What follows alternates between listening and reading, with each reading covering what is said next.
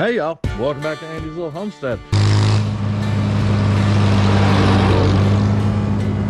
Today I'm going to show you all the newest and most dangerous tractor I've ever owned. This is a 1965 Farmall 656 narrow front end with a loader. Prior to now, the most recent tractor that I've owned was a 1957, so we're really moving into the modern age with this one. While we're here, I'm going to show you all some of the features and benefits of this machine. We're going to talk about why it's so dangerous, and then we're going to mitigate it by doing a full front axle swap for a wide front end on it. At the end, I might even tell you how much I paid for it. You'll be shocked. Shocked YouTube thumbnail face. That long enough? So anyway, this beautiful instrument of death and productivity was made in Rock Island, Illinois in 1965. They made the 656 from 65 to 73. They had row crop versions, which is what this is, and they had wide front row crop versions, but they also had construction versions that were branded International and not Farmall. Farmall was no longer with McCormick. They were part of International, but it was pre-Case. Bunch of companies buying each other and crap. Anyway, it's got a 4.3 liter inline six gas engine. They also made diesel and LP versions available. Pushes out about 60 horsepower. And at that size, it's more than twice as powerful as my old B back there. Compared to the B, it is also considerably larger, which is good because I'm gonna be using this bad boy to load logs with. Contrary to what my wife and half of you say, I'm not just collecting this stuff to collect it. I needed a machine that was able to load logs onto a trailer, but was also trailerable itself.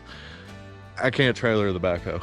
Pretty sure that thing's like 16,000 pounds, which of course makes it only 80 pounds heavier than your mother. Mama jokes and tractor videos go together like peanut butter and sardines. I don't care what anybody says. Anyway, back to the tractor. One of the things that Farmall machines were known for, whether good or bad, was this little lever right here. This is called the TA, or torque amplifier. What it is essentially a planetary gear setup that's before the transmission that turns what is a 5-speed transmission into a 10-speed transmission. Sometimes they're known for going out, but a lot of times when they go out, it just keeps it in the high side and it's still completely usable. Quick side note, anything that I say about this machine that I'm wrong about, you can tell me. I just read this stuff like 2 days ago. The nice thing about the TA is that if you're going along and you need more power, but you can't really stop and shift gears, you can just pull it back. It'll drop you into the lower range. You'll keep going with more gear reduction and therefore more power. So if you're approaching a hill or something like that, and then you can just go back to the high side. You don't even have to press the clutch pedal, just hit the lever. I know a lot of people just leave it on the high side, but it's a good feature to have if you need it. This machine actually still has a tack and hour meter that still works. You're rocking about 4,700 hours, but when you get to a certain age with tractors, they've been messed with, worked on,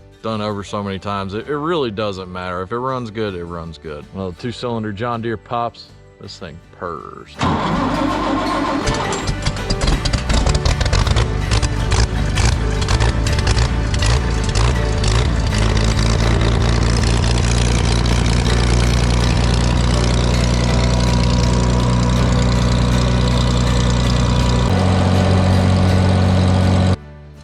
Transmission on it is over here on the side. That's kind of convenient. Ain't gotta wiggle the old crotch knob around at all. It's got independent brakes that, you know, lock together. They don't work. Found that out while loading it onto the trailer. And y'all, I gotta tell you, this thing is scary fast at 20 miles an hour in 5th gear.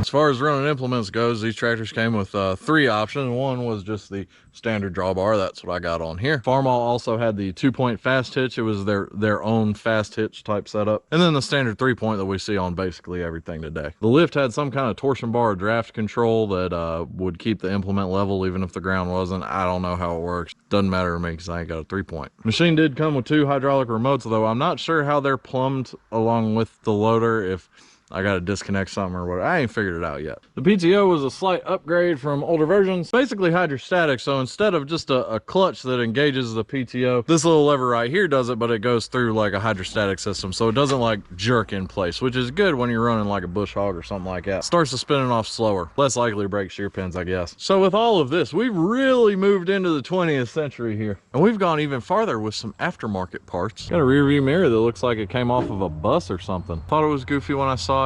Then I used it and I'm like, dang, this was a good idea. It's got an aftermarket bright yellow rain poncho seat cover. Top of the line. Got 4 wheel weights on it. Pretty dang necessary if you got the loader. I'm not sure if the tires are loaded or not. We got a fair amount of weight out back. And then of course is the biggest thing, the biggest appeal of this entire machine, the loader. The hydraulic pressure on this is above and beyond anything that came out in 1952. It flies.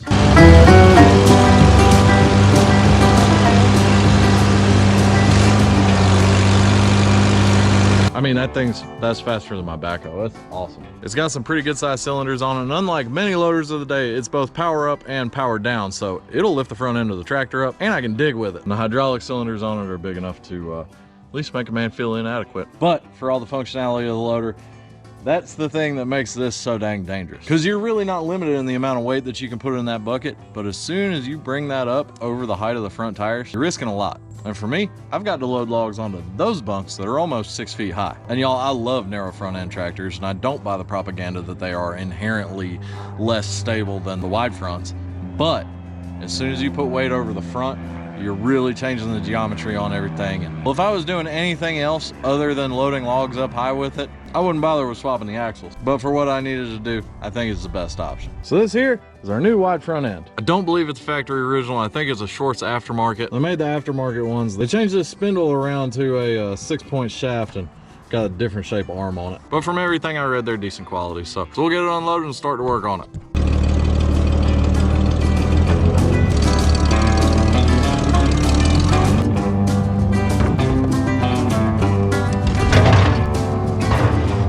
Remember folks, old tractor parts are delicate, so you want to treat them with the utmost care.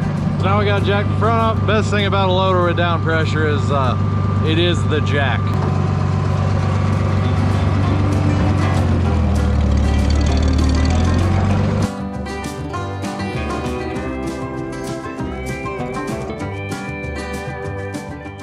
My hydraulics started to sink while I was doing that, so I put my OSHA approved block of wood underneath there. So now we got to pull the pedestal. That's just these 4 bolts right here. Can't imagine they've moved very much in the last 50 years, so hopefully they ain't too bad. Nope. Nope. That kind of wiggled the tractor a little bit over top of me. That was fun. Enter the cheater bar, where your mom met your stepdad.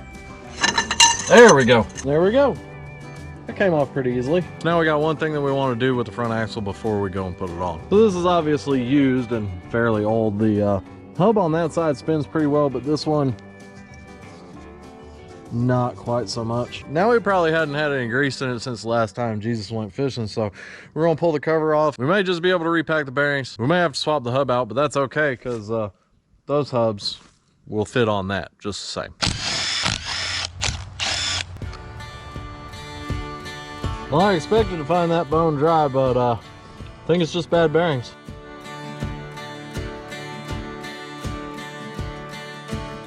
All right, so when I tried to break that loose, it was way too difficult to get it broken loose. You see, all these bearings have a preload on them. Basically, the amount of force that that castle nut is pushing on them, they should not be like hard wrench tight. And this one, well, it was. So after just loosening it up like a quarter of a turn, she's good. No grind, no wobble. So all we gotta do, put our cotter pin back in and we're good to go. So that's a nice surprise. Things are going way too well, man. I'm waiting for this to go south.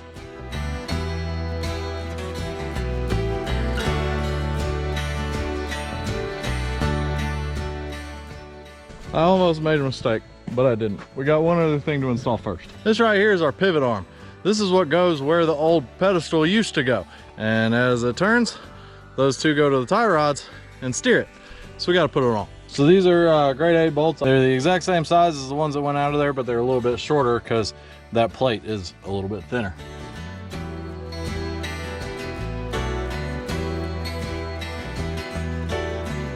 Well, it seems as though this one right here went from righty-tighty to righty-loosey real quick.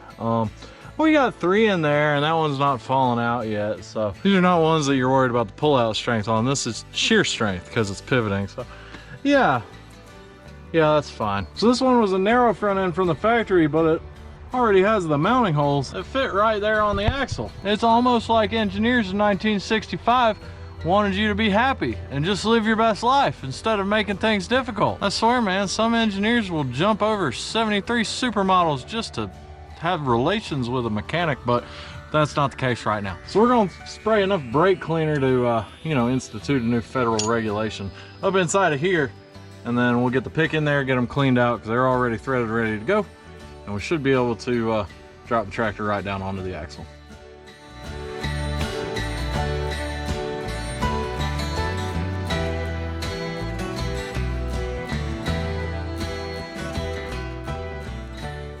All right, so I couldn't really talk while that was happening because it kept, you know, dropping. Pretty quick process, but just, you know, eventually got everything in place and the bolts are holding it. I didn't cinch them down just yet. I wanted to make sure I was grabbing the threads real good. I don't need to be stripping out that cast housing on there. So it started raining a little bit. I might as well tell y'all how I ended up with this tractor.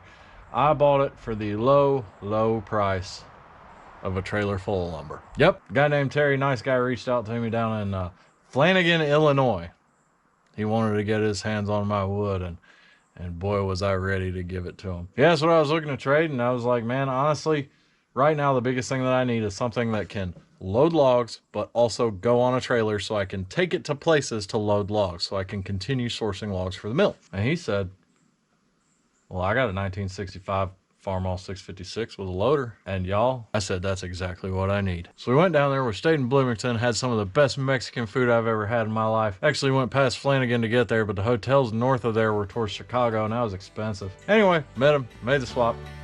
Hey Terry, I'm super happy with the machine, but I couldn't go 3 days without with it. Anyway, that's what it cost me. Trailer load of red oak. I even threw some beautiful red oak slabs in. And that, ladies and gentlemen, is how the Appalachian American economy works. Anyway, let's get sent home.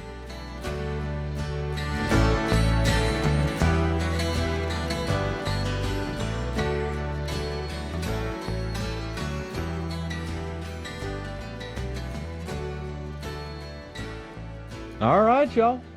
Our Farmall 656 officially has a wide front end. The battery was getting low, so I didn't film everything, but basically it just bolted right in. The 4 right there, and then right there in the back, 2 of the holes line up, and 2 of the holes didn't exist, so I just drilled them out. That was the only modification I had to do through the whole thing. Got grease in all the fittings, and she's ready to roll. The axle that I bought wasn't perfect. She's got a little bit of play in the wheel now, mostly because the ball joints and the tie rod ends are kind of worn out, but fortunately, those are readily available. Get them ordered and swap them in. She'll be nice and tight again. But y'all, I am super happy with this machine. Actually, to be completely honest, I'm happy that I made it back here because we pulled it behind my wife's truck, which is a 1/2 ton, and it was, she ain't got a working trailer brake controller, so we were at 62 miles an hour the entire way. The dry weight on this machine is just below 7,000 pounds without the bucket. And I figure another 1,000 on the loader. That on a 4,000 pound trailer behind a 1/2 ton truck. You can do the math. That's okay though.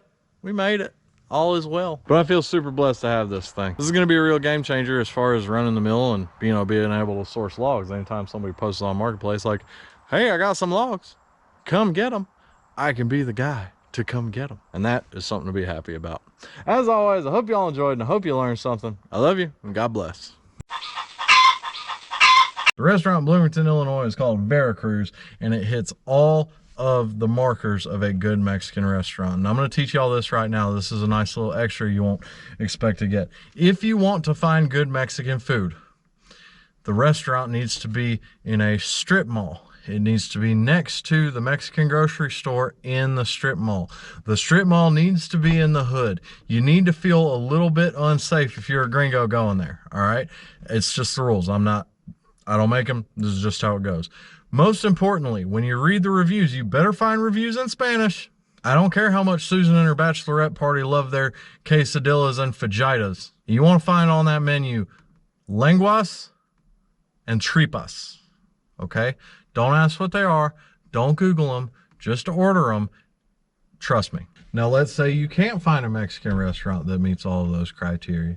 Here's what you do. You go to the Mexican restaurant, and even though it may have a bunch of gringo food on there, just ask for whatever the chefs cook for themselves. Make sure you got enough toilet paper at home and let her wobble.